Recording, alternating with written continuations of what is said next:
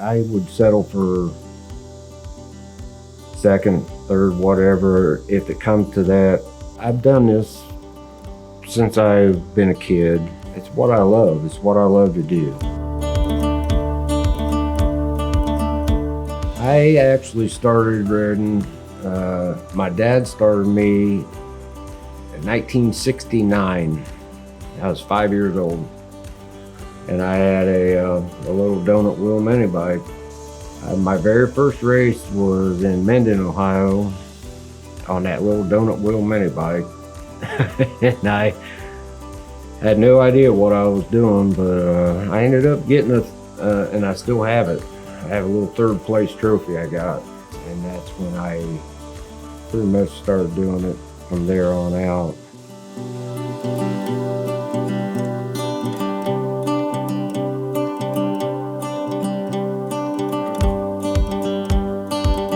He's riding, racing, and it was his heat race, and he's like a straightaway ahead of everybody else in the race. I started trying different lines, and I was basically just playing, having a little fun. Got a little too high and went in a little too hard. It was a split-second decision, and try to ride it out or lay the bike down and take your chance, whatever. So that's what I did. I just laid the bike down. It's not a big deal. We do it, not all the time, but it happens. Normally when they do that, they get back up, start the bike, and keep going. But he laid there, and he laid there, and the longer he laid there, I knew something was wrong. I could not breathe. So first I thought, well, it just knocked the wind out of me, and then I realized it wasn't coming back. Paramedics came, took us to Atrium. They did some CT scans. They're like, you've got 5 broken ribs. We're going to keep you overnight just for observation, and you probably go home tomorrow.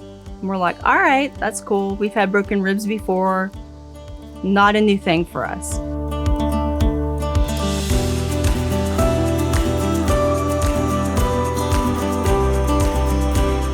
I got home on a Sunday, and it was, I think, Monday night. I was sleeping in a chair in the living room because I couldn't get up the steps, and I couldn't lay down anyhow. But I woke up at 3 in the morning. I just sat straight up. I couldn't breathe again at all. I couldn't walk. I couldn't talk. And I crawled on my hands and knees to the steps, through the kitchen, through the living room, through the kitchen, through the hallway, beat on the side of the steps, which woke our dog up. She barked, which woke Tina up. And she come right down, and, she called 911.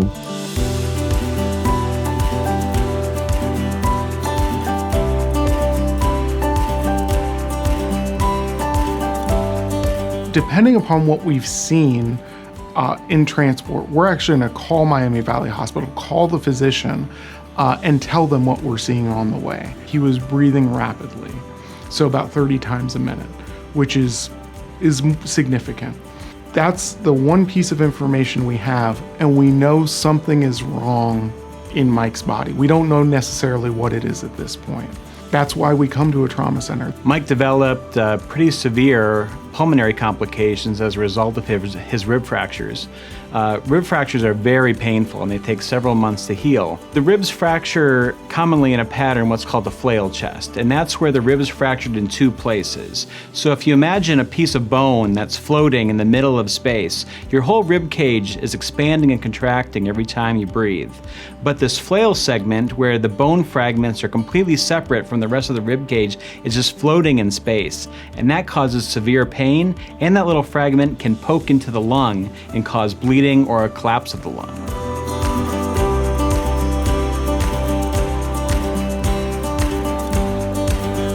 Rib plating expedites recovery. It speeds the process along.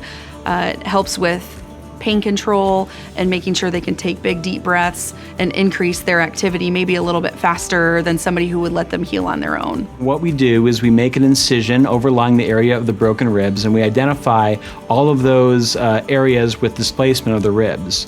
So we then realign the broken ribs and we place a titanium plate that bridges the fracture. We then secure that plate on either side of the fracture with titanium screws. After surgery, we met with Dr. Seaman, and he came out and told us that, 2 ribs were just floating, and the whole side was just a mess. It was mush, and, he would have never recovered if he hadn't had that surgery. Rib plating is just the beginning of the game. I always tell patients it's a marathon, not a sprint after an accident like this. After surgery is really when the fun begins. Physical, occupational, speech therapy all get involved to make sure that we rehabilitate the patient back to their baseline.